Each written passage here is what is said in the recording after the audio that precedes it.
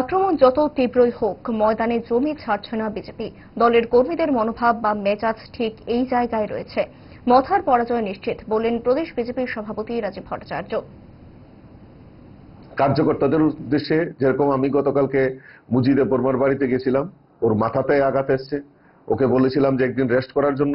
ও বলছে যে না, আরো বেশি শক্তি নিয়ে এই যে গুন্ডা বাহিনীদের যে অপসংস্কৃতি, যে থানসা তানসা বলে থানসাদের দিয়ে যেভাবে থানসা তানসার উপর আক্রমণ করছে, সেটা জনসমক্ষে তুলে ধরার জন্য আরো বেশি মনোবল নিয়ে সে মানুষের কাছে যাবে, যে বলে মারতে হয় মারুক, কিন্তু তবু আমি জমিন ছাড়বো না। এবং আমাদের বিভিন্ন জায়গায় কার্যকর্তারা মনোবল রয়েছে, কারণ আমাদের সরকার রয়েছে, আমাদের কার্যকর্তাদের পেছনে আমাদের রাজ্যের মাননীয় মুখ্যমন্ত্রী আছেন, প্রদেশ সভাপতি হিসাবে আমি আছি, এবং সবচেয়ে বড় জিনিস দেশের প্রধানমন্ত্রী নরেন্দ্র মোদীজির সৈনিক আমরা। তো কাজেই ভয় আমাদের কার্যকর্তাদের উপর আক্রমণ সংগঠিত করে আমাদের ভয়ভীতি দেখিয়ে আমাদেরকে থামাতে পারবে না।